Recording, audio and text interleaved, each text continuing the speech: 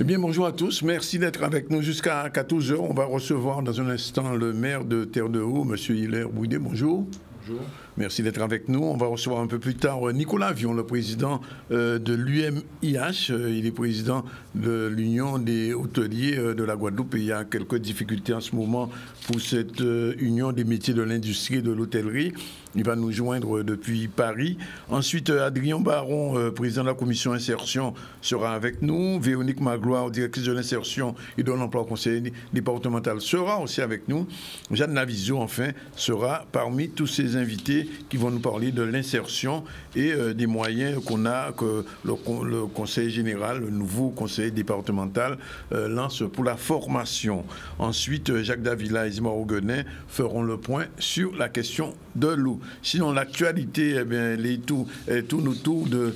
Tenez, le rond-point de Montebello a été repént en rouge, j'en parle à Fouki-Bitem, enfin, on saura ça peut-être plus tard. Une interview de Maître Gélabal, sa voiture a été incendiée. C'est un véritable attentat contre cette avocate du collectif contre ce qui se passe en ce moment. Inauguration de l'échangeur de Jabouin. Charlie Dagonia était sur place, micro-trottoir.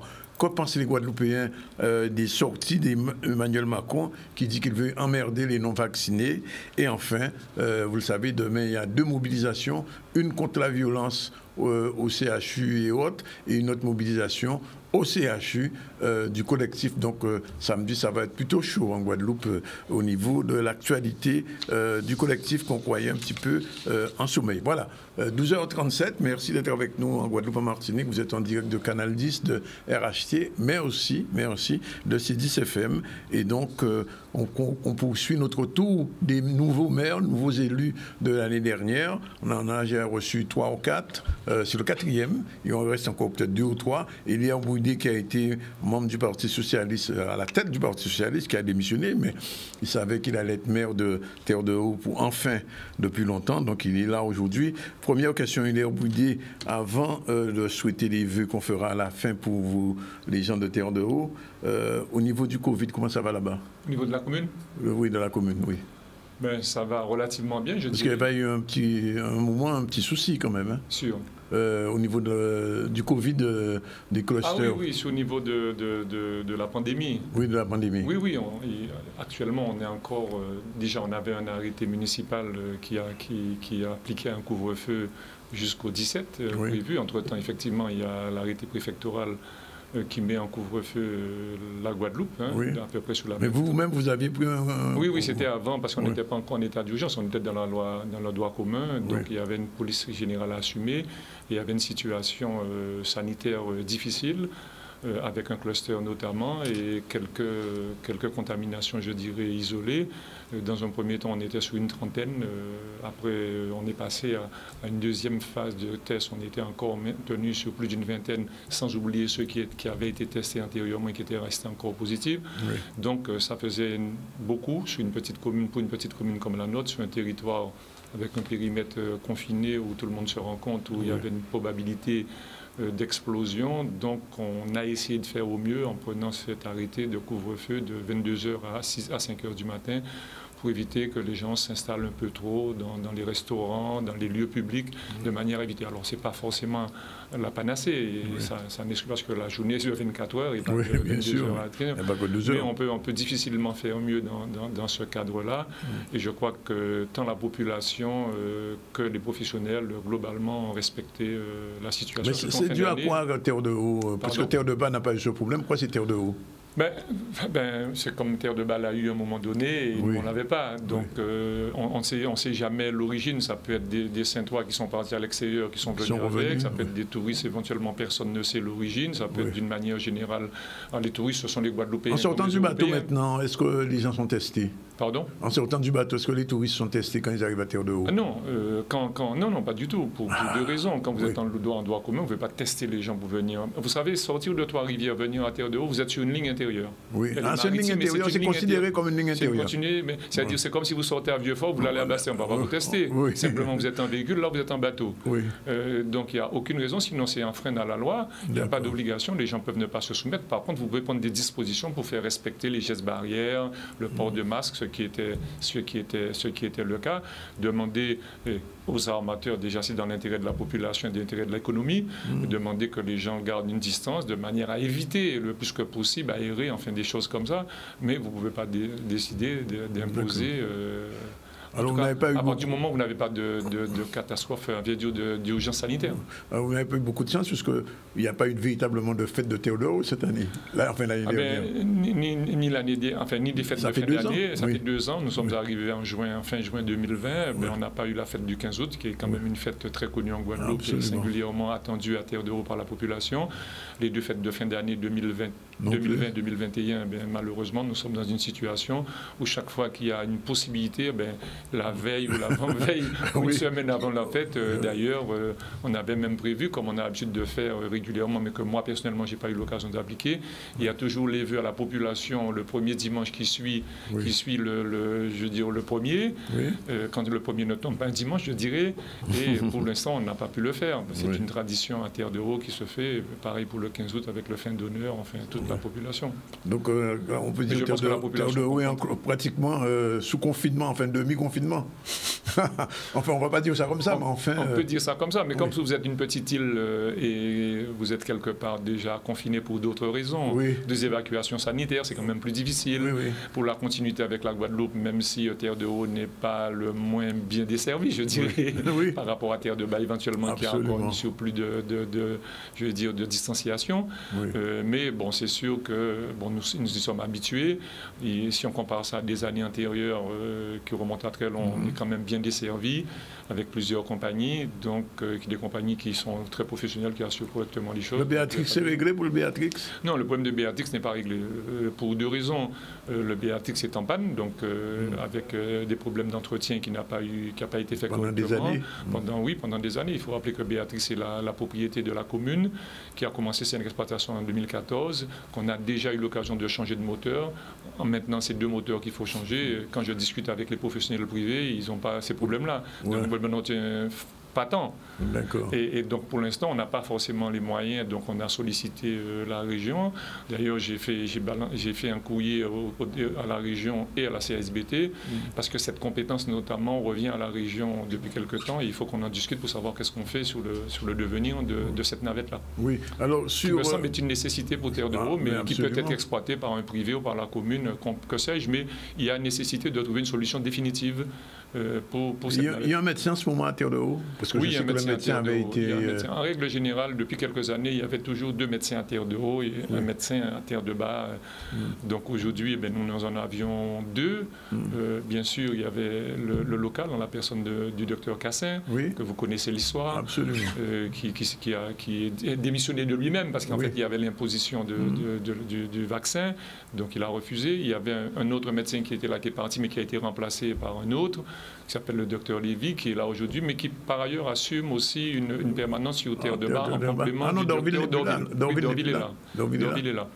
Donc, mais ça reste 2 pour les 2 communes. Oui. Comment vous expliquez la difficulté de liaison entre les 2 îles, entre Terre de Bas et Terre de Haut? Alors, il y a quelques temps quand même. Depuis Maria, avant Maria, ça fonctionnait bien parce qu'il y avait une navette inter-île, Terre de Haut, Terre de Bas. Depuis Maria, le professionnel qui avait son cours avait perdu le bateau qu'on a connu, qui a été, je crois, échoué jusqu'Antigua. Donc il a remis un bateau, mais malheureusement, ça ne marche pas très bien. Donc il y a une desserte qui est assurée par les compagnies qui font Trois-Rivières, entre Terre de Bas et Terre de Haut, mais pas de manière régulière comme ça se faisait avant. Il y avait à peu près entre 6 et 8 navettes entre Terre de Bas et Terre de Haut la journée.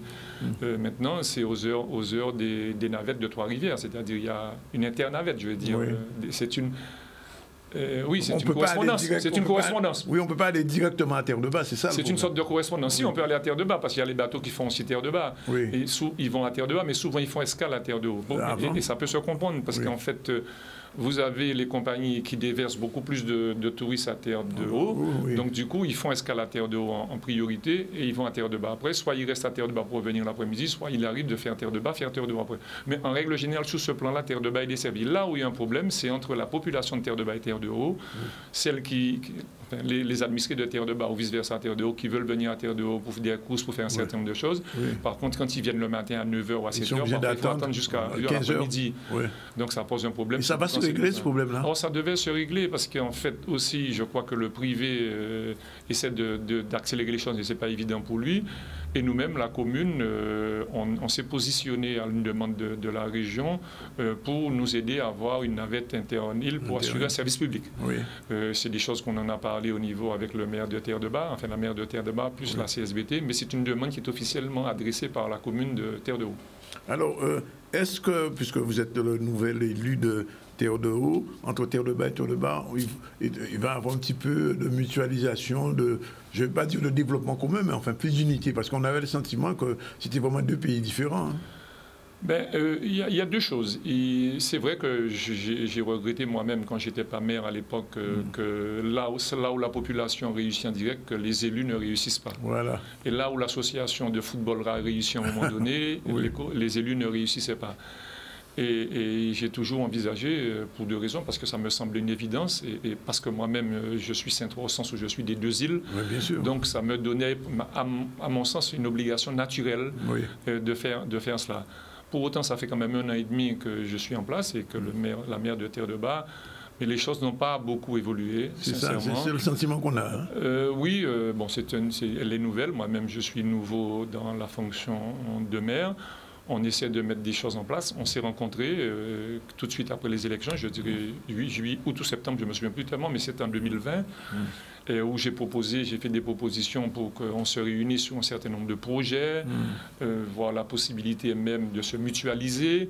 Et j'ai même évoqué à terme, comme ça existait dans les années au 19e siècle, jusqu'en 1882, que les Saintes étaient une seule commune. Oui, j'ai entendu ça. Et pourquoi pas? Oui. Mais je crois que ça a été mal perçu, enfin pas directement, mais j'ai cru comprendre que... Voilà, on veut prendre tout bien moins. Donc j'ai entendu ça, mais ce sont des paroles rapportées. Je n'ai jamais été personnellement, mais c'est pas... Je souhaite une plus grande collaboration de manière... Mais c'est possible ou pas? Oui, c'est possible parce que je crois que c'est une demande aussi de la population, même si elle n'est pas exprimée de manière formelle et en termes de demande, et c'est un besoin. Dans la mesure où aujourd'hui vous avez beaucoup d'administrés de Terre-de-Bas qui viennent travailler à Terre-de-Haut, dans les bars, dans les restaurants, dans les hôtels, dans le tourisme annuel, voire même chez les personnes âgées. Il y a une nécessité aussi pour les touristes de Terre-de-Haut qui viennent à Terre-de-Haut veuillent faire une visite à Terre-de-Bas, une demi-journée ou éventuellement. Donc il y a nécessité de faire ça. Par contre, il y a nécessité aussi de développer des actions sociales, il y a nécessité de développer le sport, la culture, un certain nombre de choses. Donc inévitablement, le bras de mer qui nous sépare, qui est de 800 mètres, 800 mètres. Oui, 800 mètres. On peut même le faire à la nage. Entre la pointe sud-ouest de Terre-de-Haut et la pointe nord-est, je dis, de Terre-de-Bas, il y a 800 mètres. Et donc on peut faire un pont, j'ai presque envie de dire. Et on peut faire un pont maritime. Oui, tout à fait. Donc il y a une navette qui le fait, donc il y a une essai de le faire. Alors, mais qu'est-ce qui bloque? C'est pas une critique, c'est un truc factuel. Vous savez, les Saintes a été une commune jusqu'en 1882, avec notamment des élus, 15 élus à l'époque qui configuraient la commune, avec 10 élus pour Terre-de-Haut, 5 élus pour Terre-de-Bas. Et pourtant, Terre-de-Bas était la commune la plus peuplée. Et donc, la mairie était à Terre-de-Haut.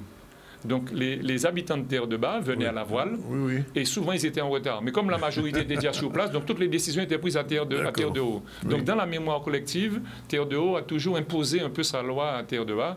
D'ailleurs, mon arrière-grand-père était un de ceux qui ont revendiqué de Terre-de-Bas, revendiqué la séparation entre Terre-de-Haut et Terre-de-Bas. Parmi les 6 ou 7 personnes, parce que la famille Brudé de Terre-de-Bas, comme certaines familles caractéristiques. Oui, bien sûr, vous êtes sous les deux îles. Oui, alors mon père est le premier Brudé qui est arrivé à Terre-de-Haut. D'accord. Vous voyez, donc c'est récent quand même, c'est une soixantaine d'années. Oui, bien sûr. Il est décédé malheureusement, mais enfin, quand il est arrivé, il y avait une vingtaine d'années, il est décédé il y a 2 ans, à 90 ans, on a fait 70 ans à peu près. Donc moi j'ai pris naissance à Terre de Bas, à Terre de Haut, comme mon frère aîné, comme mes soeurs, enfin bref, tout ça pour vous dire. Donc, vous avez des parents à Terre de Bas vous-même? Mais bien sûr, ma famille patronyme Bouidé, c'est Terre de Bas. Ma mère est de Montserrat, c'est Terre de Haut. Donc tout cela pour vous dire qu'en fait, en réalité, dans la mémoire collective, on se méfie un peu de Terre de Haut. Et puis, j'ai presque envie de dire, la nature fait que Terre de Haut, touristiquement, au-delà des développements des municipalités précédentes, a un développement que Terre de Bas n'a pas connu. Vous devez peut-être changer le nom. Il ne veut pas être Terre de Haut et Terre de Bas. Oh, mais c'était par rapport à l'île au vent. Mais oui, je sais, mais peut-être que si peut-être les Saintes simplement... Mais c'était ça l'origine. Oui, l'origine c'était ça. C'est pour cette raison on a dit que les habitants des Saintes étaient des Saintois. Et après, quand ils sont venus 2 communes, on dit Saintois de Terre de Haut, Saintois de Terre de Bas. C'était ça, en fait, en réalité. Donc aujourd'hui, je ne désespère pas. En tout cas, je veux bien amorcer le truc. Alors, pour rassurer les autres, mes détracteurs, ce n'est pas pour que je sois maire des Saintes, parce que ça se fera peut-être dans 6 ans, dans 12 ans, dans 20 ans. Mais je souhaiterais effectivement, pour mutualiser les moyens, pour qu'on parle d'une seule voix ou d'une même voix auprès des collectivités majeures et de l'État. Ce qui est très important au niveau de l'État, au niveau du conseil départemental de la région, de la communauté d'Aglo. Parce qu'aujourd'hui, il faut dire, je ne vois pas qu'est-ce que nous ramène la communauté d'Aglo dans le Sud-Caraïbes. Elle n'a pas les moyens. Au fait qu'il n'y a pas des moyens, mais ce qu'on a vraiment besoin au sein dont on a besoin ne correspond pas aux priorités forcément de la communauté d'Aglo, Grand Sud Caraïbes. Et si on devait partager ça au nombre d'habitants, on serait 3000 sur 80 000. Absolument. Donc on est un peu noyé dans la masse, même quand il y a une bonne volonté. Je ne suis pas sûr aujourd'hui que je ne fais pas faire de procès, mais la bonne volonté n'est pas affichée notoirement non plus. Mais c'est vrai que les moyens sont limités aussi en ce moment, plus que jamais très probablement, même si c'est une situation à peu près généralisée auprès des communautés d'Aglo. La situation économique de Terre de Haut, vous l'avez trouvée comment en arrivant? Non, alors la situation économique, c'est de l'île où je parle de la situation financière de la commune. Financière, non, la situation budgétaire de Terre de Haut, quand je l'ai trouvée avec un déficit. Certes, amoindri par rapport à ce qu'on a connu antérieurement en 2018 ou en 2017 sur plusieurs millions d'euros, mais qui reste malgré tout une situation fragilisée. Donc nous, en 2020, l'exercice 2020 avait dégagé un excédent. Pour autant, nous étions encore dans le rouge pour à peu près moins de 10% du budget de fonctionnement. Ce qu'on aurait dû sortir sous la tutelle de la préfecture, ce qui n'a pas été le cas. Ce qui sera sûrement, je ne dirais pas probablement, sûrement, parce que nous sortirons avec un excédent pour cette année qui nous permettrait largement de sortir du déficit de manière générale pour plusieurs raisons. Sans augmenter les impôts, rien du tout? Non, en baissant les impôts. En baissant les impôts. En baissant les impôts, les feuilles d'impôts qui arrivent ou qui vont arriver verront que nous avons diminué de 5% la taxe foncière. Alors ça sera amorti parce qu'entre-temps, il y a une augmentation de la taxe d'enlèvement des ordures ménagères de la CSBT. Donc on a réduit les impôts de 5% quand la CSBT a augmenté de 2 ou de 1,8 ou de 2. Donc il y aura un effet moindre, mais on le verra. D'autant plus qu'il est question de valoriser ce qu'on appelle la valeur locative. Donc ça risque d'atteindre, mais en tout cas, il n'y aura pas d'augmentation, voire une baisse, et on envisage de le faire d'ici 1 ou 2 ans, le temps de remettre en place un certain nombre de choses, et par voie de conséquence, donc si vous voulez, on est aujourd'hui, on va dire, parce qu'on parle de 2022, on est aujourd'hui en mesure de commencer à travailler sur des investissements. Et il y a un autre problème, c'est qu'en arrivant, il n'y avait aucun projet véritablement ficelé. Il y avait quelques idées, voire quelques décisions de financement, mais sans projet. Donc vous avez les engagements au niveau des collectivités, mais vous n'avez pas les études qui sont. Et donc les études, ça prenne aussi du temps. Et donc nous passerons en phase opérationnelle. Nous avons déjà commencé pour partie, mais très, très minime. Mais cette année 2022, théoriquement, sera, je vais dire pratiquement, une grosse année d'investissement pour nous. Alors, il y aura une équipe de football dans le temps à venir? Oui, très probablement. Il y a une équipe de football. Maintenant, une équipe de football qui participe au championnat de la Guadeloupe, il faut voir. Pour une raison simple. Premièrement, notre équipe de football par le passé avait commencé avec des Saintois, on va dire ça comme ça, mais après avec que des mercenaires pour la plupart. Donc, ceci dit, quand vous avez une population de 3000 habitants, si je compte Terre de Bas, Terre de Haut, maintenir une équipe première avec tout ce que ça demande comme exigence pour les différentes catégories, ça va être compliqué en dehors même du coût. Parce que c'était aussi une des raisons de la faillite ou du déficit de l'ancienne majorité. Oui, mais ça va manquer quand même une équipe de foot. Moi, je suis très footeux, donc, mais j'aurais bien aimé mais il faut se confronter à la réalité aussi. Donc ça, on commencera par les petits parce qu'il y a une génération à faire monter, mais je préfère développer les sports aquatiques et subaquatiques. Hein. Je suis entouré d'eau, mon arrière-pays c'est de l'eau. Oui, donc vous pouvez comprendre que et ça coûterait certainement moins cher. Monsieur, qu'une équipe de foot. Alors il y a une question qui embarrasse toujours les Saint-Ois. J'aime bien la poser juste pour vous embarrasser un petit peu. Est-ce que le Fort Napoléon va changer de nom un jour? Donc comme vous êtes le président, vous aimez emmerder les gens alors? Oui, voilà, j'aime emmerder les gens. Est-ce que le Fort Napoléon va changer de nom un jour? Est-ce que vous êtes favorable? Moi, personnellement, oui. Oui. Et pourquoi les Saint-Ois ne sont le pas Fort favorables? Napoléon ce Napoléon-là c'est pas le même Napoléon, non, mais c'est le nom simplement. Je porte la pression parce qu'il y a des gens, malgré tout, même si on l'a dit, répété, il y a des gens qui croient que c'est Napoléon Ier. Oui. Donc, alors, il y a Napoléon, il y a le Fort Napoléon, il y a le Fort Joséphine aussi, qui est sur l'île à Cabri. Oui. Et donc, voilà, il y a une réflexion à porter. Donc, cette réflexion est au niveau de la municipalité. L'association saintoise de protection de patrimoine qui gère le fort pour le compte de la mairie, parce que la convention entre la mairie et le département, d'ailleurs, il faut qu'on revoie les choses sur ça pour donner un peu plus de valorisation et de dynamisme à ce fort, me semble-t-il. Et même si, par ailleurs, peut-être que la direction n'apprécie pas forcément la manière dont je dis les choses. Mais je suis là pour mettre un peu d'ordre malgré tout. Je sais que c'est compliqué. Je sais que pendant des décennies, on a été habitué à faire tout ce qu'on voulait. Mais je pense que l'addition des intérêts privés n'est pas du tout l'intérêt collectif. Et sur un petit territoire comme ça, plus que jamais, la population n'augmente pas forcément. Parfois même se stabilise. Mais les constructions augmentent énormément. Et les touristes augmentent, les véhicules augmentent, tout augmente. Donc on a tous les problèmes d'une grande ville ou d'un pays, je vais presque envie de dire. Absolument, d'un pays, mais c'est un pays. Donc il y a nécessité de concevoir les choses dans un développement durable. Et le développement durable commence par faire respecter un certain nombre de choses. Alors bien sûr, ce sont des choses impopulaires pour l'instant. Mais je pense qu'il faut commencer très probablement par là. Et puis les gens verront après le résultat. Donc bien sûr, alors, il y a par endroit, on va par dose homéopathique. D'autres endroits, on va plus franco. On dit Bouidé, c'est un dictateur. Ah, je ne sais pas si on l'a dit, mais très probablement. Vous savez, ils ne viendront jamais le dire devant moi. Mais très probablement, certains le disent. Mais je n'ai pas eu de retour véritablement en cela. Mais ça ne m'étonnait pas qu'on le dise. Parce que, moi, je prends un exemple. Très parlant, on a fait beaucoup d'efforts sur le nettoyage de terre d'eau. Les touristes le disent, la population même le disent. Et depuis que je suis arrivé, j'ai déjà embauché 15 personnes. Quand même, Alors, bien sûr, ils sont tous à contractuels pour l'instant, notamment ce qu'on appelle le parcours emploi-compétences concernant le pôle emploi ou concernant le département, c'est-à-dire des RSA ou des chômeurs.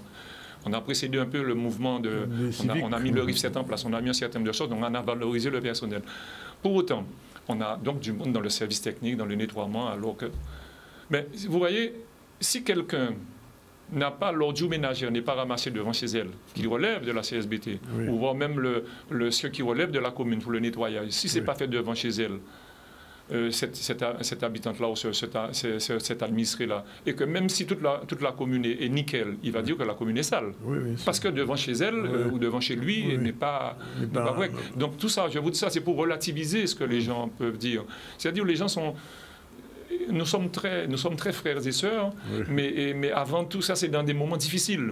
Et comme il n'y a pas vraiment de moments difficiles à terre de haut, parce qu'il y a un peu de résilience aussi, je veux dire. Mais tout cela pour vous dire que c'est un cas de coup de Dieu, mais les coups de Dieu, c'est en période de cyclone, en période de tremblement de terre. Mais dans la vie quotidienne, il n'y a pas vraiment de solidarité. Et c'est-à-dire chez chacun dans son petit coin. Donc nous, on veut faire justement le leitmotiv, le mieux vivre ensemble. Le mieux vivre ensemble, ce n'est pas le laisser faire. C'est mieux gérer les choses et traiter avec équité tout le monde. D'accord ? Et souvent, quand vous laissez une petite chose filer pour celui qui en a moins, pour équilibrer, je parle d'équité, je ne parle pas d'égalité ou de l'égalité, d'équité pour celui qui a l'habitude d'en avoir et qui a toujours profité pendant des dizaines d'années, voit tout de suite que celui qui a bénéficié peut-être d'un petit regard positif. Parce qu'il avait été habitué à être honoré. Yaoundé, vous avez été responsable du tourisme en Guadeloupe. Depuis que vous avez quitté, bon, il y a eu plusieurs étapes. Oui, j'ai occupé pas mal de fonctions, c'est vrai. Oui. Quand vous regardez un peu la situation du tourisme en Guadeloupe aujourd'hui, qu'est-ce que vous en pensez? Comment vous voyez un petit peu les choses? On dit maintenant que le tourisme ne sera plus jamais comme avant. Si on parle des 2 dernières années, on va dire depuis la pandémie, oui. Je pense qu'on pourrait difficilement faire une analyse objective sur la pandémie parce qu'on ne connaît pas l'impact. Si, on peut le mesurer, mais partiellement, parce que l'impact de la pandémie sur l'activité touristique est une activité transversale où tout le monde en profite. Hein, je veux dire, on profite au bon sens du terme, c'est-à-dire pas un sens de profitation, mais on bénéficie, ça irradie sur tout le monde. Terre de Haut, mais sous la Guadeloupe aussi. Si on parle avant 2020, c'est-à-dire avant l'arrivée du Covid ou de la Covid, il est clair qu'il faut, si vous voulez, il faut, à Terre de Haut, au simple, mais en Guadeloupe, il faut qu'on ait une montée en gamme. Le but d'avoir beaucoup de touristes pour Terre de Haut, 300 000, 400 000, pour la Guadeloupe, 1 million ou 2 millions, je ne suis pas sûr que c'est la bonne formule. Parce que le tourisme a quand même un impact très fort sur la nature et très fort sur l'organisation. Sur l'écosystème, oui. Donc, ce qu'il faut regarder, c'est aussi la montée en gamme. Et quelque part, cette montée en gamme mettra un prix d'approche qui fixera, si vous voulez, une qualité de clientèle. Oui. Et cette qualité de clientèle, je prends l'exemple, quand j'étais président de l'Office du tourisme, enfin du comité du tourisme, j'ai eu à rencontrer plusieurs îles qui font de la même destination que nous, notamment les Seychelles et d'autres. Et les Seychelles avaient moins de touristes que nous, et pourtant beaucoup plus de revenus que nous. Et c'était une forme de tourisme haut de gamme, c'est ce que vous êtes en train de dire, oui. Parce que déjà le billet d'avion était cher, les hôtels sont chers, le restaurant est cher, enfin cher au sens de renom. Donc du coup, le tourisme sac à dos, il n'a pas sa place là. Donc je ne dis pas qu'il ne faut pas faire. Je ne dis pas, mais il faut en limiter. Il ne faut pas du tourisme camping, il ne faut pas du tourisme sac à dos, il faut des choses comme ça. Si c'est un touriste qui vient enceinte, bon, oui, il y a au moins le bateau, l'armateur, mais si c'est pour faire simplement acheter un billet et prendre une bouteille d'eau, acheter un sandwich et passer la journée, et nous lâcher 2 kilos de poubelle, et puis il faut savoir comment ça coûte pour nous.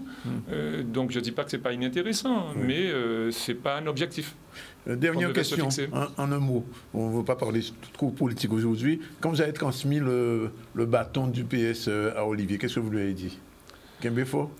Oui, en créole, on dit faut Kembe fort, et on dit surtout pas lâcher. Mais c'est vrai que le PS, même si le local, ça tient la route, en termes de popularité ou en termes de représentation politique, c'est vrai, au-delà des élections municipales où ça a fait un rebond, on voit bien dans les sondages aujourd'hui, on voit d'une manière générale, les partis politiques ont du mal à exister dans cette déréglementation politique, je veux dire, des choses.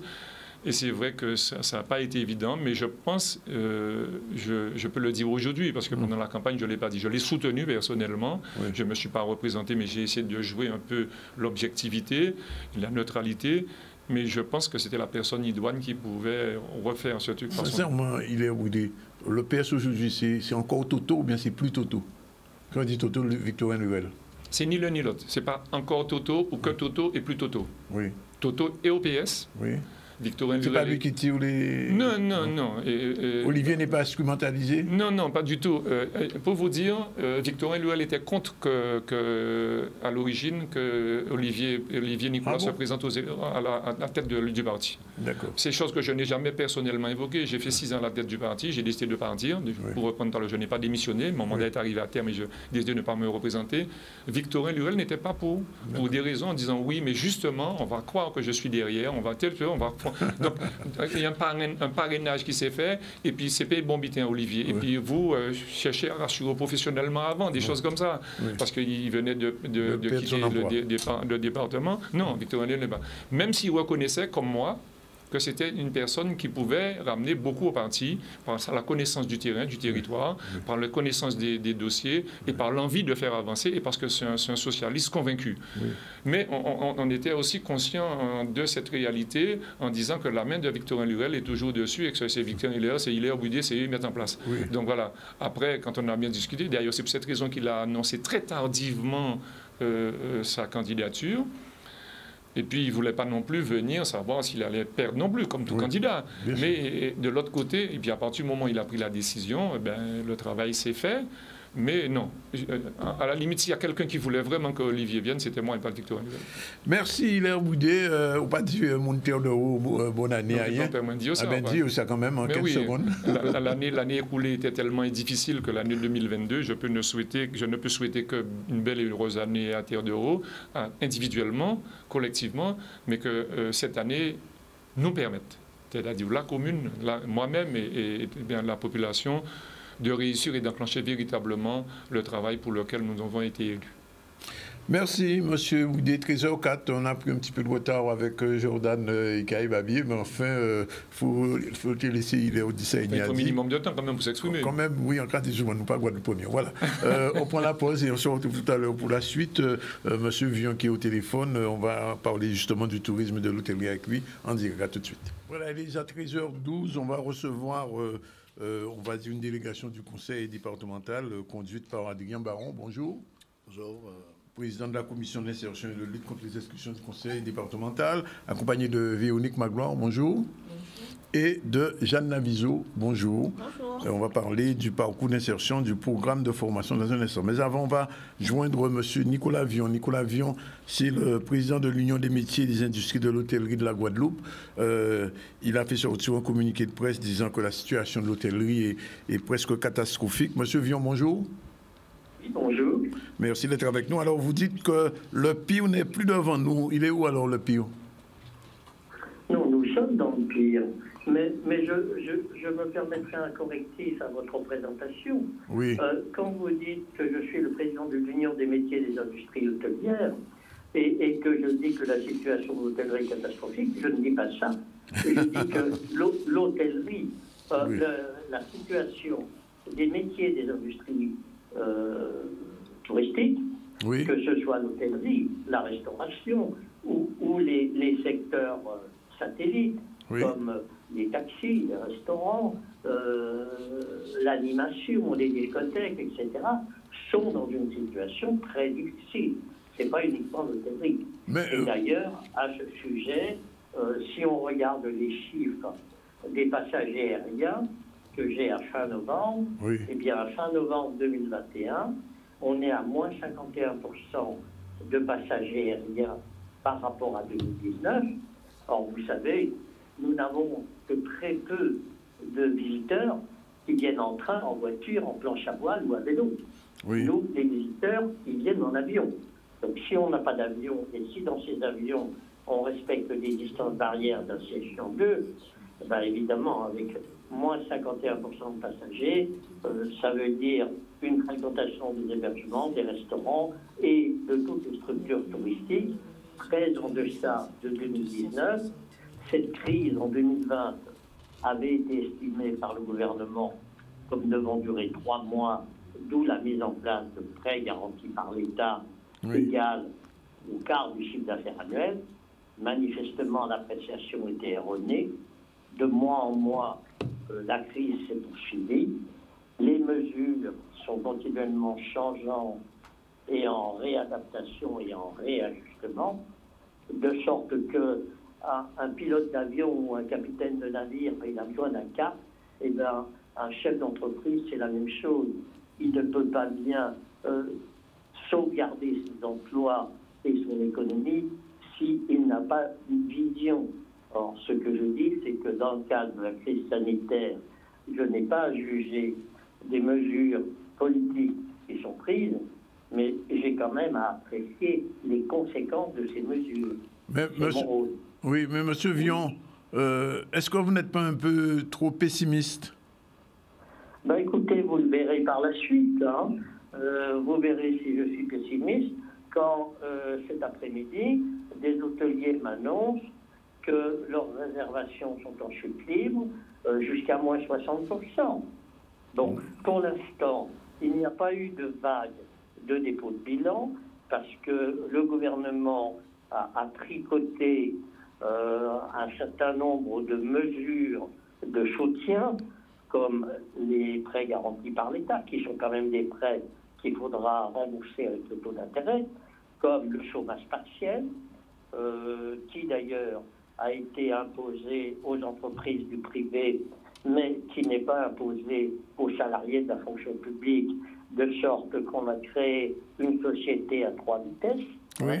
Ceux qui avaient droit au chômage partiel, ceux qui n'y avaient pas droit, et ceux qui n'en avaient pas besoin. Donc il y a ceux qui ont continué à rouler à 100 km/h, ceux qui ont roulé à 70 km/h, puis une très grande majorité de petits artisans, etc., qui se sont traînés à 20 à l'heure. Ça, c'est un fait, c'est une réalité, c'est pas du pessimisme. Oui, mais alors... Aujourd'hui, dans la mesure où le gouvernement, il a dû faire des ajustements successifs, il a dû abaisser les charges des entreprises, il a dû modifier les conditions du fonds de solidarité. Là encore, il vient de mettre en place un prêt qui est sorti au journal officiel il y a quelques jours. Mais quand on examine les modalités de ce prêt ou de ces aides, on constate qu'elles sont très restrictives. Par exemple, on vous dit que vous pourrez être aidé si vous avez un excédent brut d'exploitation. Bon, pour faire court, l'excédent brut d'exploitation, c'est le bénéfice, mais avant impôt et avant amortissement. Donc, on vous dit, on vous aidera s'il est négatif. Ça veut dire quoi? Ça veut dire que celui qui gère mal, qui se donne à haut salaire et qui continue ses dépenses, il a un excédent brut négatif, et donc il mérite d'être aidé. Celui qui est un bon gestionnaire, qui a réduit ses dépenses au maximum, qui a géré un bon père de famille, et qui parfois ne sait même pas donner son salaire, alors lui, il va avoir un EBE de 2 ou 3%, et il n'aura pas droit aux aides de l'État.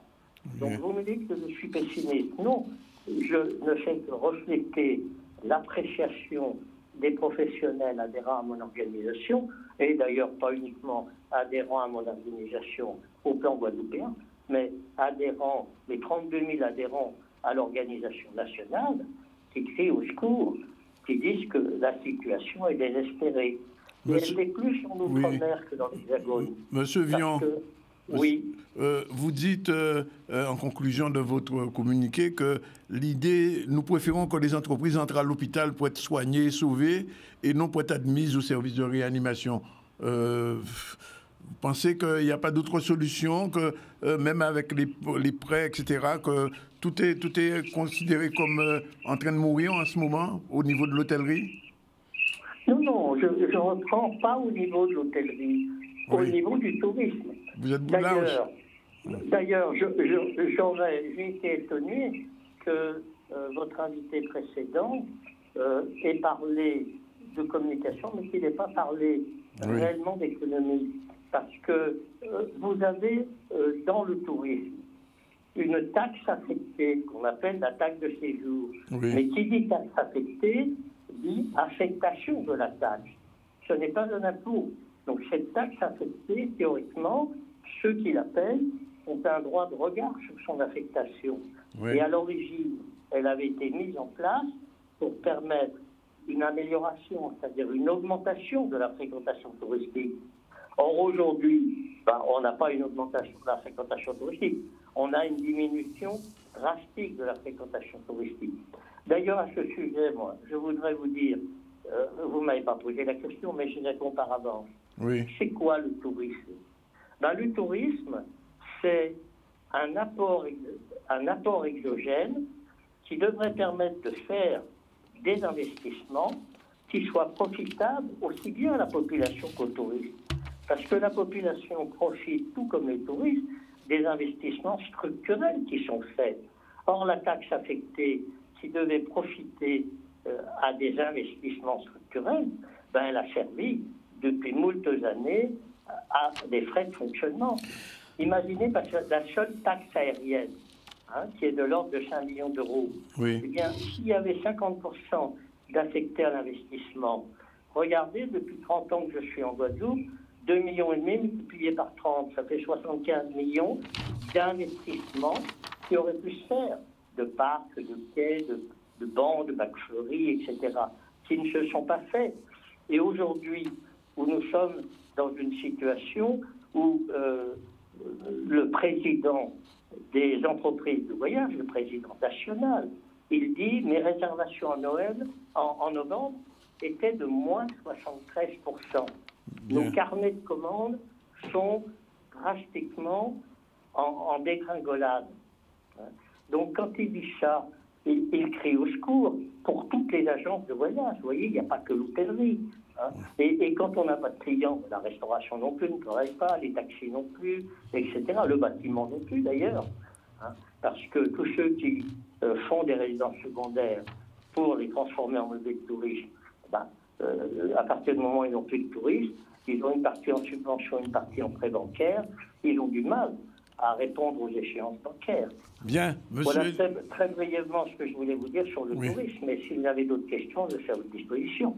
Bien. Bien, je vous remercie de votre intervention. J'espère que les professionnels ont entendu et puis qu'il y aura des réactions. Je sais qu'il y a beaucoup de réflexions sur cette question aujourd'hui, sous le tourisme, sous l'hôtellerie, et qu'on aura bien évidemment l'occasion d'y revenir. 13h22, on va passer à un autre domaine. On va recevoir cette délégation du Conseil général, M. Adrien Baron. Adrien Baron, il est président de cette commission d'insertion. Alors, quelle est, j'ai envie de dire, la ligne de conduite pour les semaines, les mois et les années à venir avec cette nouvelle mandature? D'abord, présenter un peu cette direction générale d'insertion au conseil départemental qui en fait gère le RSA et gère les allocataires. Donc c'est plus de la moitié du budget du conseil général. Donc le conseil général sur son budget d'1 milliard consacre plus de la moitié pour ces allocataires en leur payant la prestation du RSA, puisque beaucoup de gens ne le savent pas, mais c'est le conseil général qui paye le RSA, et également en prenant en charge tout ce qui est formation, prise en charge de manière générale pour ces personnes, prise en charge sociale et prise en charge d'insertion. Alors, nous avons remarqué que, avec cette crise, que malgré le nombre important de mesures que nous avions, que nous mettions en place quotidiennement pour ces personnes, ces allocataires, que malheureusement la lecture restait trouble, parce que quand on écoute un peu ce qui se passe dans la rue, quand on écoute les gens, on a l'impression en fait que toutes ces mesures n'arrivent pas jusqu'au public. Et donc, en fait, nous avons toute une pléiade de moyens disponibles aujourd'hui, pas seulement au conseil départemental, également à la région. Malheureusement, en fonction des publics, en fonction des personnes qui sont allocataires, eh bien, parfois, ils n'arrivent pas à accéder à ces outils-là. Donc, nous voulons faire en sorte de mieux démocratiser ces outils et avoir aussi une vision nouvelle, beaucoup plus adaptée au pays, notamment sur les parcours de formation, les parcours d'insertion, qui sont, il faut le dire, pour la plupart, des modèles que nous appliquons et qui sont hexagonaux et qui parfois malheureusement ne font pas, pour lesquels le tri n'est pas nécessairement fait. Je crois qu'il faut repenser la politique de formation, la politique d'insertion pour qu'elle soit plus endogène. Mais juste une petite question avant de donner la parole à Mme Magloire, mais beaucoup de gens pensent que le RSA, on vit du RSA, quoi. Alors, est-ce que, justement, il va y avoir une nouvelle dynamique par rapport à ça? Parce qu'ils en sont là, comment on y tire ça, moins tranquille, etc., etc. C'est vrai qu'il y a... C'est un débat. Hein. D'ailleurs, j'ai eu l'occasion déjà d'intervenir sur le sujet. Le RSA n'est pas un salaire. Mais non, justement. D'ailleurs, c'est bien pour ça que c'est un revenu de solidarité. Donc, c'est un revenu qui intervient parce que des fois, vous avez des personnes qui arrivent en fin de droit d'acédique, qui n'ont plus de moyens de vivre et qui ont besoin, ou simplement des gens qui ne travaillent pas depuis un certain temps et qui ont besoin de moyens pour pouvoir vivre. Donc, ce revenu que l'on verse aux personnes qui sont en difficulté doit permettre précisément, dans un parcours, de pouvoir sortir de ce schéma-là. Et c'est vrai que si vous êtes... Est-ce que l'impulsion est donnée? C'est ça qu'il faut faire. Je crois que l'impulsion ne sera jamais suffisante. C'est pour ça que je dis qu'il faut rénover, innover, aller plus loin dans la démarche et changer de paradigme carrément. Vous savez, aujourd'hui, nous attendons que les bénéficiaires du RSA viennent vers nous. Je crois qu'il faut inverser. Il faut que nous allions aussi vers eux. Faire en sorte que la démarche soit dans les deux sens pour permettre à ces personnes de mieux s'intégrer dans des parcours qui sont développés par toutes les équipes du conseil départemental, qui sont réparties sur toute la Guadeloupe, et permettre d'avoir de meilleurs résultats. Et comme je le disais aussi également, adapter plus nos schémas à notre pays, aux spécificités de notre pays et surtout à nos atouts, parce que nous en avons beaucoup qui aujourd'hui sont sous-exploités. Alors, vous êtes avec Mme Magloire, qui est directrice de l'insertion et de l'emploi d'un pays où il y a plus de 30-40% de chômage. Quel est le parcours que vous proposez justement à ces gens du RSA? Alors justement, pour répondre à cette problématique et permettre à ces personnes justement d'entamer un parcours d'insertion qui leur permettra donc de sortir de la précarité et obtenir un emploi durable, et également une insertion sociale qui leur permette d'avoir une vie correcte, le département en fait déploie un certain nombre d'outils et de dispositifs. Alors aujourd'hui, nous allons vous parler de 2 dispositifs particuliers que sont donc le programme de formation à destination des bénéficiaires du RSA et les ateliers parcours d'insertion. Oui. Alors, il faut savoir que le département a donc en charge l'insertion des professionnels des bénéficiaires du RSA et pour ce faire, met en œuvre un programme de formation. Alors, ce programme de formation est l'une des actions donc, qui est inscrite dans le cadre du programme départemental d'insertion. Et ces actions de formation vont concerner en fait 2 types de formations. Des formations qui touchent donc les savoirs de base, permettent donc à ces bénéficiaires du RSA d'acquérir des compétences qui vont leur permettre par la suite donc d'intégrer des formations qualifiantes ou préqualifiantes. Et nous avons également des formations qualifiantes qui permettent donc un accès direct à l'emploi. Oui, Madame Maglo, juste une précision. Comment les gens vont être recrutés, enfin vont participer à ces formations? Est-ce que, comme M. Baron disait, c'est vous qui allez vers eux ou c'est eux, c'est l'inverse, c'est le contraire? Alors justement, c'est la raison pour laquelle nous sommes aujourd'hui sur votre plateau, c'est justement pour leur porter l'information et leur faire savoir que ce programme de formation existe, qui leur est vraiment destiné, oui. Il est conçu pour eux et pour leur permettre en fait, d'accéder donc, à ces informations, donc, ils peuvent donc consulter un site internet qui est donc le portail de l'insertion où ils vont retrouver ces informations et ils pourront également donc ils peuvent également contacter les antennes locales d'insertion, qui sont 5, réparties sur le territoire, où donc les référents donc, peuvent les accompagner. Donc ce programme de formation, oui. Il va en fait donc démarrer très bientôt et les formations sont réparties sur l'ensemble du territoire. Donc l'idée pour nous étant de rendre vraiment la formation accessible à tous les bénéficiaires du RSA, quel que soit l'endroit où ils résident. Parce qu'il y a juste un petit souci aussi, c'est que, on le dit, il y a encore de l'illettrisme en Guadeloupe. Hein. Tout à fait. Oui. Il faut savoir qu'en Guadeloupe, il y a environ 15% de personnes illettrées. Oui. Et donc, dans le cadre de ces formations, tous les savoirs de base, nous mettons en œuvre effectivement des formations de lutte contre l'illettrisme, également des formations français langue étrangère. Oui. Et nous mettons également en œuvre des formations maintenant contre l'électronisme, puisque ça fait malheureusement aussi partie maintenant des freins à l'insertion durable. Oui. Alors, Madame Laviso, c'est vous qui gérez un petit peu ce programme de formation qui intéresse les gens qui vous regardent en ce moment. Qu'est-ce que vous avez à leur dire sur ce programme? Vraiment, sur les contacts, parce que les gens qui vous regardent se disent oui, d'accord, je crois dire tout ça, mais qui j'en ai fait, etc. C'est les questions qui se posent. Alors, les personnes qui sont intéressées par ce programme, il faut savoir que ce programme correspond au profil de chacun des bénéficiaires. Donc, chaque personne va y trouver la réponse par rapport à son parcours d'insertion pour qu'il puisse avancer. Oui. Ils peuvent, comme le disait Mme Magloire, contacter chacune des antennes locales d'insertion qui existent sur la Guadeloupe. Donc, il y en a une sur les Abîmes, Mornalo, Basse-Terre, Gosier. Oui. Et il n'y a pas encore dans les îles de Marie-Galante. L'île de Marie-Galante, par exemple, est rattachée à l'antenne du Sud-Grande-Terre. Du Sud-Grande-Terre. Oui. Donc, contactez les antennes. Il y a aussi l'adresse du portail d'insertion qui a toutes ses coordonnées dessus. Oui. Donc, le numéro de téléphone de chacune des antennes. Et nous avons une adresse email qui est dédiée pour l'inscription des bénéficiaires du RSA. Donc, c'est l'adresse formation .dgai@cg97.fr. Donc, de toute façon, vous allez la trouver quand vous allez sur le portail du département. Au-delà de ça, parce que nous savons qu'il y a certaines bénéficiaires de ça qui n'ont pas forcément Internet. Oui, qui ont des difficultés. Donc, il y a Internet, aussi le programme de formation est en train d'être édité pour qu'il puisse être distribué par voie postale à l'ensemble des bénéficiaires du RSA en Guadeloupe. Donc, ils auront, avec ces coordonnées, ils pourront nous contacter avec ces coordonnées et s'inscrire. Oui. Et s'inscrire auprès de vous. Et le programme s'étale sur combien de temps? Il y a un timing, enfin une deadline? Alors, les premières actions de formation débutent au mois de janvier. Et le programme voilà, tout à fait. Et le programme est étalé sur toute l'année. Et le résultat de ces formations, c'est quoi exactement? Les gens pourront avoir une formation et accéder à un emploi ou c'est juste une formation pour pouvoir espérer quelque chose? Alors, il y a des formations qui permettent la montée en compétences des bénéficiaires, par exemple, pour les formations de base. Mais l'objectif pour nous, c'est le mieux-être des bénéficiaires. Le fait que la personne monte en compétence, ça veut dire que quelque part, elle se sent mieux, elle se sent valorisée. Mais la finalité pour chacun des bénéficiaires, pour nous, c'est leur qualification pour pouvoir leur permettre de se présenter sur le marché de l'emploi.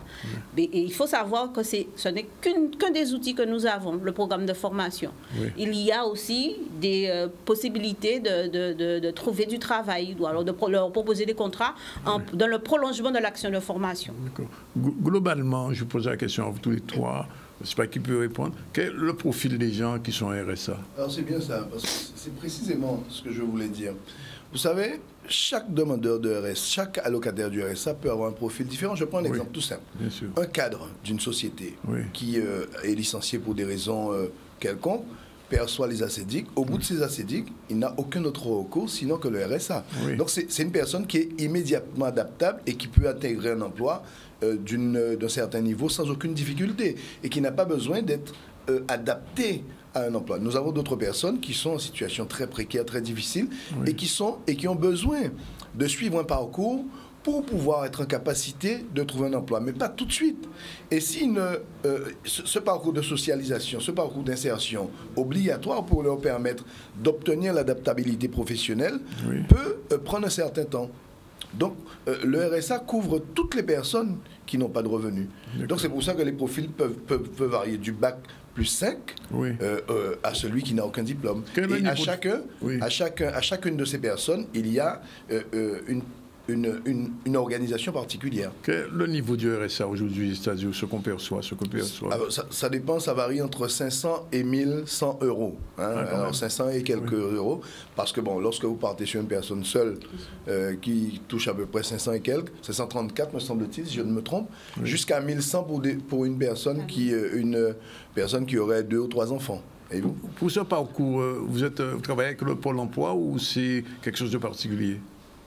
Alors, le programme de formation, il est mis en œuvre en fait directement par le département, avec un cofinancement des fonds européens, donc du FSE, ce que nous devons souligner parce que c'est vraiment un apport financier intéressant pour le département, qui nous permet donc du coup de proposer un programme large qui va vraiment répondre aux attentes, comme l'expliquait M. Baron, de l'ensemble des bénéficiaires du RSA.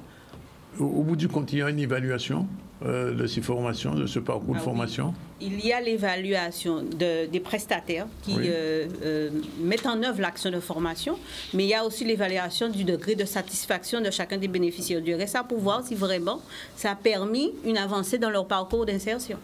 C'est important. Le bénéficiaire qui ne fait pas cette formation, est-ce qu'on lui supprime le RSA? Non. Alors vous savez, lorsque vous êtes allocataire du RSA, vous êtes obligé de participer à un parcours. Donc, vous devez répondre à quelques convocations. Parce que, bon, comme je vous ai dit tout à l'heure, c'est pas un salaire. Oui, bien sûr. C'est un revenu de solidarité. Bien que. Hein. Donc, bien qu'il soit considéré parfois comme cela. Donc, vous devez répondre à certaines obligations, à certains devoirs, pour permettre aux personnes qui évaluent à chaque moment ces allocataires pour savoir à quel niveau qu'ils sont. Et d'ailleurs, nous avons un projet avec la région région et département, dans le cadre de la gestion concertée, de mettre en place une forme de guichet unique pour permettre, par exemple, à un allocataire du RSA, s'il veut mettre en place une formation ou mettre en place un parcours, qu'on puisse capitaliser en même temps toutes les aides qui peuvent venir de la région, du département, de la DOM par exemple, puisque des fois lorsque vous avez des parcours qui sont à l'extérieur ou à l'étranger, donc faire en sorte que nous puissions bénéficier de ce guichet unique, parce que parfois aussi, malheureusement, les demandeurs d'emploi sont perdus. Ils ne savent pas où aller, ils ne savent pas à qui s'adresser. Et dans tout ce flot de mesures que nous mettons en place, tant au niveau de la région que du département, mais des fois, ils ne comprennent pas. Ça passe au-dessus des têtes, Alors, vous avez donné les adresses des centres, l'antenne locale. Les antennes locales d'insertion. Mais le bénéficiaire qui n'a pas de moyens de locomotion et qui doit se déplacer, comment il fait? Alors, les frais sont remboursés. Hein. Ah, les frais sont remboursés. Oui, non, mais il y a la prise en charge, tout à fait. Oui, il y a la prise en charge des frais de déplacement et de transport des bénéficiaires du RSA. Nous leur versons chaque mois ce qu'on appelle les indemnités de frais de déplacement. Pour le repas et le déplacement. Et pour le transport. Alors, c'est peut-être... Et pour la garde d'enfants également. Pour la garde de l'enfant aussi. Tout est pris en charge. Bien. Je ne sais pas, je suppose que les gens ont les renseignements qu'il faut. Peut-être rappeler les 3 ou 4 centres, c'est ça? Oui, alors, ce que je voudrais rappeler, c'est qu'il y a un distinguo à faire par rapport au programme de formation et aux ateliers parcours d'insertion, qui sont un petit peu plus souples. Le programme de formation, c'est pour la qualification, mais les ateliers parcours d'insertion, c'est pour permettre aux bénéficiaires de rebondir, de leur donner un nouveau souffle. Parce que vous parliez de profils, il y a en fait 3 profils. Vous avez des bénéficiaires qui n'ont pas d'assurance, qui ont besoin de reprendre confiance en eux, d'autonomie sociale. Il y en a d'autres qui ont un potentiel, mais qui ont besoin d'une qualification, qui ne savent pas dans quelle direction aller. Et d'autres qui ont une compétence vers la recherche d'emploi. Les ateliers parcours d'insertion correspondent exactement à ces 3 profils. Voilà. Donc vous pouvez avoir un bénéficiaire qui a besoin d'autonomie, qui a besoin de se bouger, s'occuper de sa santé, faire du sport, prendre en compte son environnement, devenir un citoyen, savoir utiliser un ordinateur. C'est un type d'atelier pour eux. Ceux qui ont besoin d'une direction pour prendre une formation, il y a des découvertes de métiers au niveau des ateliers parcours insertion. Et ceux qui ont besoin de rechercher un emploi, il y a par exemple un atelier pour pouvoir leur permettre de trouver des outils personnalisés à leur recherche d'emploi. Par exemple, de rencontrer des chefs d'entreprise qui leur permettent de savoir qu'est-ce qu'on attend d'un demandeur d'emploi comme comportement dans une entreprise. C'est une nouvelle offre d'atelier qui sort des sentiers battus, mais pour permettre aux bénéficiaires d'aller au niveau de l'emploi ou de la formation. Je pose la dernière question, peut-être aussi, monsieur Baron qui va répondre. Vous avez dit que c'était un petit peu, on revoit un petit peu le programme, mais ça veut dire que ça n'est pas né d'aujourd'hui, ça existait déjà avant votre arrivée à la présidence. Oui, bien sûr. Le bilan, il est comment? Les mesures existent. Et d'ailleurs, mais nous sommes très critiques vis-à-vis de nous-mêmes, en nous disant que, bon, de toute manière, si aujourd'hui, tout le monde a l'impression que ça ne marche pas, c'est précisément parce qu'il y a un problème dans la diffusion et dans l'application. Donc notre rôle, c'est de nous remettre en cause continuellement et de dire qu'il faut améliorer, qu'il faut innover, qu'il faut réadapter le format de communication. Et d'ailleurs, c'est une démarche assez innovante, celle que nous faisons aujourd'hui chez vous, pour permettre précisément qu'il y ait une meilleure connexion entre les allocataires et les services qui traitent les différentes formations. Et j'ai même envie de vous dire qu'il faudra peut-être revenir.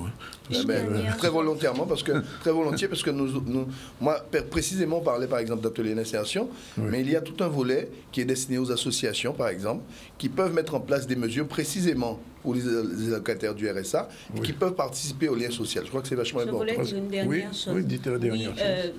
Les ateliers parcours insertion sont toujours ouverts. Ça veut dire que les opérateurs de Guadeloupe qui veulent proposer des ateliers parcours insertion sur Marie-Galante, sur toute la Guadeloupe, sur les Sept, sur la Guette des Irades, ils ont jusqu'au mois de juin pour pouvoir nous les proposer. Nous faisons des études mensuelles. Il y a une commission chaque mois. Voilà.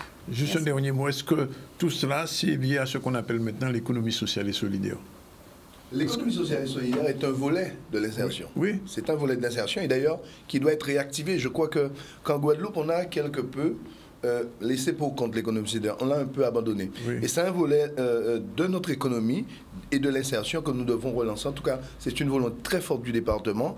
Et dans les nouvelles prérogatives qui vont être mises en place pour les années 2022-2023, nous pensons donner une place bien plus importante à l'économie sociale et solidaire. C'est une bonne chose. Un dernier mot, Mme Magloire, peut-être? Oui, nous invitons vraiment tous les bénéficiaires du RSA donc à se rapprocher des antennes locales d'insertion. Nous sommes à leur disposition pour apporter des informations et leur faciliter donc l'accès à une action de formation qui est vraiment gage d'insertion durable. Mais on vous remercie pour ce premier passage. J'espère que ça a été entendu, mais il faudra revenir sur le métier, comme on dit. Il est 13h40, on prend la deuxième pause, on se retrouve avec nos prochains invités et aussi avec les titres de l'information dans un instant. À tout de suite. Voilà, il est déjà 13h47. minutes. On salue l'arrivée de notre ami Ismaël. Bonjour. Bonjour, bonjour. De qui vous parlez les jeunes là? Vous parler des problèmes de transparence qui a dans justement statut à syndicat mixte là. Nous allons venir à ça dans un petit moment. Nous allons faire un petit entour dans l'actualité où on peut monter Bello et l'interview de Maître Gilabal. Maître Gilabal qui a dans le véhicule a été incendié. On ne sait pas par qui ni pourquoi. Olivier Félix. Du 5 au 6, j'ai été réveillée à mon domicile par un de mes chiens qui a bondi dans ma chambre. Et après m'avoir réveillée, ce chien m'a permis donc d'aller dans le salon de mon appartement où j'ai pu constater que tout autour de mon immeuble, il y avait des flammes. Donc on était encerclés par des flammes et puis surtout, il y avait beaucoup de fumée dans l'appartement. Donc c'est un appartement où je vis et qui se trouve dans le même immeuble que mon cabinet, donc à la rue Frébeau. Donc les gens savent effectivement que je suis installée depuis le début de mon activité, depuis ma prestation de serment au 16 rue Frébeau. J'apprends par quelqu'un qui se trouve donc dans la rue, puisqu'il y avait plusieurs personnes qui étaient là à crier parce qu'il y avait une famille à l'intérieur, donc en parlant de nous, qu'il y a donc effectivement cette famille à l'intérieur, et qui m'ont dit que c'est un véhicule qui est devant donc l'immeuble du cabinet et donc de mon domicile qui est en feu. Donc les flammes sont montées au moins jusqu'au 2e, 3e étage. Dans la vie, il n'y a pas beaucoup de place au hasard, surtout dans des circonstances comme celle-ci, une situation que nous vivons en Guadeloupe. Rien n'est à exclure. Et pour ne pas vous cacher, nous avons déjà eu à déterminer, en tout cas, une explication à ceci. Et d'ailleurs, ce sont les Guadeloupéens eux-mêmes qui directement sont venus à moi, sont venus à nous, avocats du collectif, et nous faire savoir qu'effectivement, ça ne pouvait pas être un acte d'effet accidentel. Et j'ai eu donc la confirmation par des experts qu'effectivement c'était tout sauf un acte accidentel. Oui, alors, comme on dit, l'enquête suit son cours et on saura réellement ce qui s'est passé. On va faire un petit tour vers Montebello avant de rejoindre le micro-trottoir, puisque Montebello, il y a un petit grille en rouge qu'on aura vrai. Est-ce que ça a une signification? En tout cas, nous avons le rapport à la nation qui est là. Montebello, c'était un endroit particulier pendant les périodes, les membres arrivaient effectivement. On va si vous avez des peinturés, en tout cas, ces gens qui peinturés là, ben ils fait un acte, on peut dire visible, très visible. Et Montebello était un haut lieu de résistance pendant les derniers barrages. Et c'est un des endroits où la situation était particulièrement compliquée. Alors, de toute façon, les membres venus, mais peuple là aussi, qui a regardé, qui a vu ce qui a passé. Sinon, micro-trottoir, très rapidement, que pensez-vous des propos d'Emmanuel Macron qui dit qu'il veut emmerder les non-vaccinés? On regarde un peu le reportage d'Olivier Félix et de Michel de Pape. La connerie absolue, parce que ça ne sert à rien. On a besoin de discuter, on a besoin de partager, on a besoin de comprendre. Si les gens ne comprennent pas pourquoi il faut se faire vacciner, eh ben, il faut leur expliquer encore et encore et encore. Je n'ai pas été bon de ces propos. Si ne pas respecter les non-vaccinés, c'est comme si il va mettre les vaccinés. C'est comme si tu prends les pauvres et les riches. C'est de ce sens que moi je vois ça. La division qu'il y a en ce moment entre les vaccinés et les non-vaccinés. On va se retrouver avec des non-vaccinés qui vont se retrouver plus bas que terre. Je pense qu'il a été un peu fort. Il a été un peu fort. Je pense que c'est... Je dirais que c'est même une insulte. Hein, puisque les vaccinés, les non-vaccinés, chacun est libre de faire ce qu'ils veulent, quoi. C'est une attaque pas seulement pour les Antilles, mais en même temps un peu ciblée parce qu'on sait bien que le taux est plus bas aux Antilles. Donc après, c'est une façon pour créer peut-être un électrochoc, peut-être de la mauvaise façon parce que je ne suis pas sûr que ça fonctionne sur le long terme. Donc on verra bien ce qu'ils décident après. Je ne suis pas sûr non plus qu'ils passent après pour les élections qui arrivent. On verra bien. Mais pour le moment, ça me paraît un grossier, on va dire. Finalement, un président, surtout un chef de l'État, ça doit être le président de tous les Français, sans discrimination. Et là, il est en train de faire un clivage et monter les vaccinés contre les non-vaccinés. Donc, c'est pas bien puisque il est le président pour le moment de tous les Français jusqu'à ce qu'on vote en mars 2022. Donc, c'est aux Français et aux Guadeloupéens et aux gens de l'outre-mer de comprendre ce que ça veut dire. Hein. Pas nous qui a piqué, nous pas savons si piqué. Et pourquoi il est nous piqué? Moi trouvé Covid là, et mon Dieu, oui, dans cette monde ça, oui. Et mon père n'était pas en forme grave. Moi, avec famille, nous tapons, et nous, oui. C'est pourquoi il est nous piqué.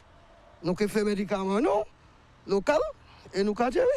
Alors là, moi, je trouve que c'est aberrant. Moi, je trouve qu'on a le droit d'être vacciné ou ne pas être vacciné. On a le droit de choisir de mourir ou ne pas choisir de mourir. Là, la liberté d'expression, Macron nous a coupé ce droit-là. On n'a plus ce droit-là. Et ça, c'est la démocratie. Et la France, c'était le pays de la démocratie, le pays de la transparence, si vous voulez, de tout ce que vous voulez. Mais maintenant, on n'a plus de droits, on n'a plus rien du tout. Et c'est ça qui me peine le plus. Et on va se retrouver avec deux sortes de catégories de personnes, les riches et les pauvres, mais pauvres, comment est là? En tout cas, en France même, les Français de France pensent que Macron a été très méprisé à leur regard et il y a eu beaucoup de réactions en France. Ici, les politiques peuvent dire rien, enfin pas ça. Bon, alors on va parler d'autre chose. De l'eau en toute sauce. Isma Ojala, c'est parti.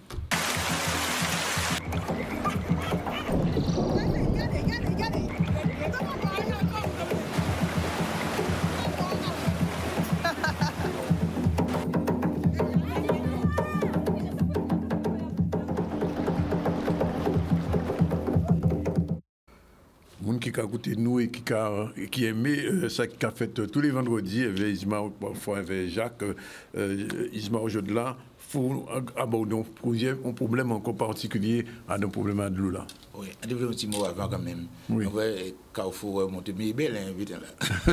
Non, je fais garder mes soeurs, même si belle, il faut laisser. Il est belle, il est belle. Donc, on regarde une image, elle doit être très belle. Il est belle même, il est belle même. Si pour l'eau là, avant d'aborder le statut syndical là qui a abordé la question de la transparence, ce qui est important, hein, parce que c'est le manque de transparence qui met dans le babla ça.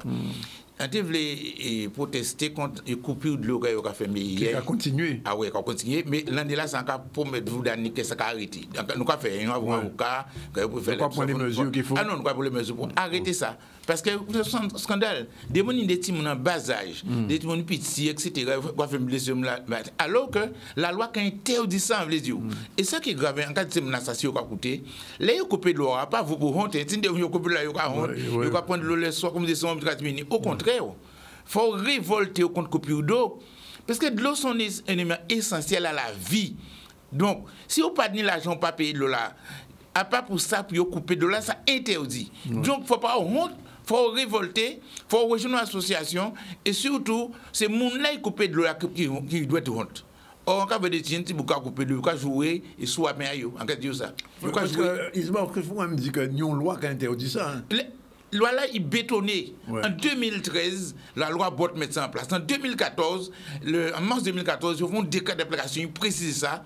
Et les grosses sociétés de l'eau attaquées, et pour anticonstitutionnel, et bien en 2015, mai 2015, le Conseil constitutionnel pas nous touché. Oui, parce qu'il y a un dans ce que l'ONU a décidé, où le droit à l'eau sont droits essentiels à l'exercice de tous les autres droits de l'homme. Quoi, ça est essentiel. Donc, on veut protester contre ça qu'a fait, parce que ça fait toujours lamenter. Deuxième idée, je veux dire, c'est que en Guadeloupe, nous agissons à payer, et nous apprenons à faire. Nous apprenons à faire de santé parce que l'eau n'est pas bon, il faut couper de l'eau de l'autre côté. Et pourquoi ça fait? De l'eau là, c'est l'eau combine. L'eau combine, on a fait ça, il voulait. Jusqu'à présent, on a fait ça, il voulait. Donc, à un nouveau syndicat là, ça, les dispositions point pour une transparence, pour mon vrai. Alors, vous mettez côté meilleur premier outil de transparence là, c'est commission de surveillance là, qui chargée à côté, pas à côté. Son organisme, effectivement, il est là pour assurer la transparence. Il faut garder tout ça au café et pour dénoncer. Il n'y a pas de pouvoir pour dire qu'il empêche au fait, mais il savent que c'est là ça. Son objectif, c'est à travers la commission-là, c'est de faire en sorte qu'on améliore le service-là. Alors, à notre statut syndicat-là, vraiment, c'est la super transparence. Pourquoi? Parce que toute réunion que le comité syndical a faite, c'est que la commission de surveillance, que le bureau de la commission de surveillance a fait, il publie. N'importe qui peut venir à cette année. Il publie. Non seulement il publie, il faut enregistrer. Et enregistrer là, il faut garder 12 ans. Et enregistrement là, tout le monde doit être mis accès à. Il est disponible. Il est disponible sur site internet, etc. Et si on par exemple, il faut un procès verbal à la réunion, on me demande il faut bailler. Sans qu'il y ait à déplacer. Donc, c'est la super transparence. Ça sont bons pour ça. Mais c'est très important. N'importe qui, il faut les dates de réunion à comité syndical et conseil, commission de surveillance, bureau de commission de surveillance, faut ça affiché dans les mairies, tu vois tout partout, il faut que nous sachions qu'il y a une réunion là pour tout le pays fait. Problème là, en Guadeloupe, tu veux m'habiter là. Alors, principal outil de communication là, en fait, c'est les sites internet là. Parce que c'est là tout le monde qui paye, il peut opérationnel. Pourquoi rire ça? Pourquoi rire? Parce que c'est. Ça triste quand même. Oui, puis des 3 mois après, on site internet, on est quand même des spéciales en Guadeloupe. Et ça, c'est un outil essentiel pour la transparence. Que tout ça qui fait doit être assis. Deuxième bitin, il peut opérationnel. Parce que faut prévoir ça depuis avant. Deuxième but, nous avons dit, c'est qu'en plus de ça, tous les éléments que nous avons dit là, ça va afficher un report qu'on fait. Par exemple, si nous faisons une réunion de commission de surveillance là, nous disons des avis, et bien tous ces bitins là doivent être publiés, compte rendu, par exemple, quoi du du jour là, à comité syndical là, du jour à bureau là, du jour à réunion à commission de surveillance là, ça doit être affiché, data doit être affiché, et les comptes rendus, faut publier, tous les comptes rendus, tous les rapports que nous produisons doivent être publiés. Or, si ou pas qu'à faire, nous pas dans le cadre au son qui est légal parce qu'il y a un statut là qui est adopté, vous comprenez? Parce que le statut là qui a précisé des bitins importants. Voilà qui a défini bien, par exemple, qui a dit que commission de surveillance là, il y a 34 personnes, faut les associations d'usagers qui ont représenté au moins la moitié. Ça tu l'as dit, il va y 17. Il va y 17, alors, il va y exactement ça, il dit, ça veut dire que c'est une quantité de 17. Et la voix président là pour répondre. On veut dire que c'est important de comprendre ça et nous briser la transparence ça pour nous pas sombrer dans ça et arriver nous. Parce que c'était combiné entre les élus et ces délégataires là, notamment la délégation principale là. Le SIAG aussi, là on voit le SIAG essayer de répondre le bilan, mais aussi couler, parce qu'il y a des autres. En fait, c'était ça. Mais les usagers ne parlent de rien. L'argent nous a pas nos coûts. Comment ça arrive, ça peut faire que pendant 30-40 ans, moun ka payé pour réparer un réseau ou pas réparer. Vous comprenez? C'est ça. Donc nous besoin de transparence et nous gourmet pour une transparence. Il faut absolument transparent. C'est ça que nous devons dire aujourd'hui là. C'est essentiel que nous connaissons. Mais non seulement que la commission sur ça, mais chaque vous journalistes, plus encore, mais chaque usager, chaque citoyen, il a demandé, il a dit bon, il a dit fait, il a contre diabète, il faut il faut toujours répéter, Isma, que faut ces gens rentrer dans ces associations-là, là, il y a un problème. C'est fondamental, ça. Mais même avec un problème, parce que ça, c'est peut-être au moins c'est une technique dans la réparer, ouvrir bitin, et parfois, il faut des eaux bitin compliquées pour ouvrir l'eau là, si l'on j'ai eu cadenassé, il a dit, mais pas aimer mon crier, parce que mon n'a qu'à comprendre, c'est adhésion à 20 € là, qui a fait ça. Non, nous avons un cadre de défense générale, nous avons défendre tout le monde. Parce que même si vous n'avez pas d'adhésion, moi, quand vous faites de l'eau là-bas, quand même. Parce que vous n'avez pas droit fermer de l'eau. Nous avons rétablir. Et en termes que, vraiment, ça sont en injustice profonde. Parce que mon là, et on veut mon arrêt de dignité à eux. Parce que là, ou pas ni de l'eau, ou pas dans la dignité, ou pas laver, ou pas baigner, ou pas nettoyer, ou pas laver tout le monde. Alors, nous devons comprendre quand même, nous changer le syndicat. Et quand on a dit, ni loi là, il a empêché qu'il y ait coupé de l'eau à moi.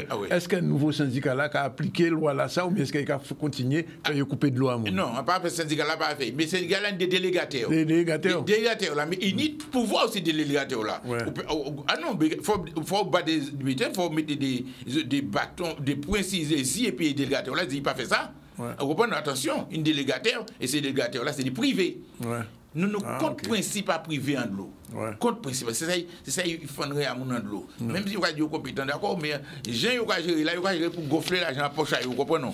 Au service public de l'eau potable, c'est pour satisfaire les usagers, pour dignité à mon apparence. Puis on de l'eau en quantité, en qualité. C'est ça le rôle objectif en service de l'eau potable. À pas faire l'argent, à pas premier but de faire l'argent. Tout l'argent que tu peux faire en place, c'est pour te mettre investissement pour améliorer la qualité de service là. Parce que on ne peut pas acheter de l'eau, on peut payer un service. Mais il faut y rendre.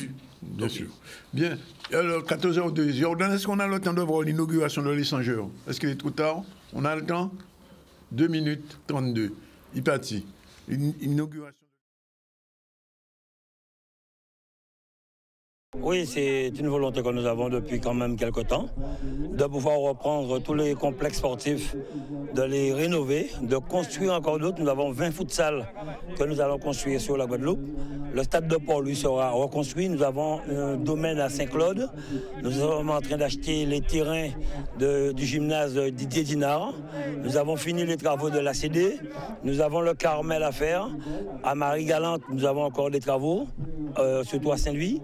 Nous avons aussi à Vieux-Fort rénové le complexe sportif.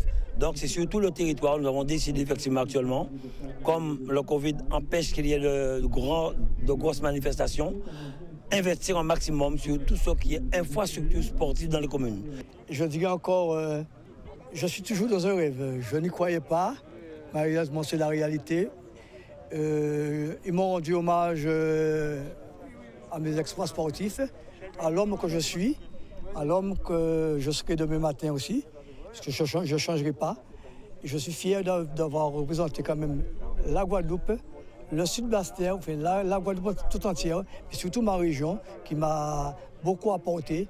C'est un complexe original et qui a, disons, pour fonction une cohésion sociale, on va dire, active. Car il y a pour les enfants, il y a pour les parents, il y a pour les sportifs et tous les sports. Et en plus, ça fait la jonction entre Basse-Terre et Saint-Claude. Voilà un complexe qui va nous permettre de mesurer nos capacités à faire ensemble. En plus, ça porte le nom de Michel Kouakou, un fils du Ciné Noir, un fils du sport de la Guadeloupe, un brillant sportif. Il est bon qu'on donne une certaine image à la jeunesse, montrer aussi qu'il y a les suées, mais il y a aussi la compétition, il y a aussi la représentation du pays. Moi je dis que la jeunesse actuellement, ils ont un potentiel. C'est vrai que les choses ils veulent tous aller très vite dans la vie. Malheureusement, il faut laisser le temps au temps. La vie n'est pas facile. Nous vivons actuellement une crise sanitaire qui est compliqué et je dirais à tous les jeunes de garder le potentiel qu'ils ont, quel que soit intellectuel, sportif, et je pense que l'avenir nous dira de quoi il en est. En tout cas, nous voyons une belle force pour Michel Kouakou, puisque son bouc, l'occasion de jouer au football éveil. Et c'est une bonne chose pour Basse-Terre, effectivement, qui est cette inauguration. Alors, c'était prévu une inauguration de l'échangeur de Jabouin, mais visiblement, une inauguration, on a échangé d'échangeurs. Voilà, c'est pas grave, il est 14h05. Je rappelle qu'on a reçu en début de journal Hilaire Boudet et Nicolas Vion. Hilaire Boudet, c'est le maire de la commune de Terre-de-Haut. Il nous a expliqué comment il essaie de mettre en place un lionnage entre Terre-de-Haut et Terre-de-Bas. Ça n'est pas évident. Nicolas Vion, président de l'Union des métiers de l'hôtellerie, nous a expliqué les difficultés de l'hôtellerie et du tourisme en ce moment. Et puis nous avons reçu une délégation du conseil départemental, Adrien Baron, Véronique Magloire, et aussi Madame Laviso. Avec tous ces gens-là, on a vu qu'est-ce qui va être mis en place pour l'insertion, permettre aux gens qui bénéficient du RSA, le RSA à un salaire, son argent pour aider, et une façon de pouvoir aider ces gens-là dans un parcours d'insertion. On en a beaucoup parlé. Et puis on a reçu, comme chaque vendredi, nos amis de l'eau en toute sauce. Jacques n'était pas là aujourd'hui, mais il y avait, nous savons ça. Esma Ogonet, qui a fait le point sur un certain nombre de dispositifs de transparence pour le nouveau syndicat. La réalisation était assurée, comme toujours, en respectant le timing avec Jordan, qui a un petit point de gaz pour ça. Mais il a raison, il faut nous respecter le timing là. Et donc, avec Sandy qui a donné le dernier coup de main. Voilà. c'est fini pour aujourd'hui. Nous sommes en week-end. Juste une petite information, Jordan, avant parti. Faut on dise ça. Il y a un défilé, pas un défilé, ni un déboulé qui est prévu. J'ai vu l'information. Le temps que je retrouve cette information et je vous dis ce qui est prévu ce week-end, parce que vous savez que depuis aujourd'hui, nous sommes en couvre-feu à partir de 20h.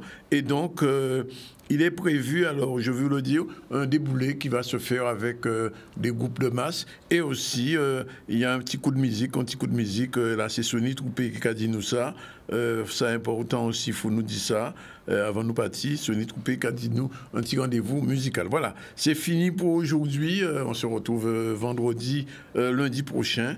Et toujours avec vous et avec votre pertinence, comme d'habitude, puisque je suis toujours content de nous avoir les autres et ils auront voir nous. Voilà, 14h07, il bout de plus là.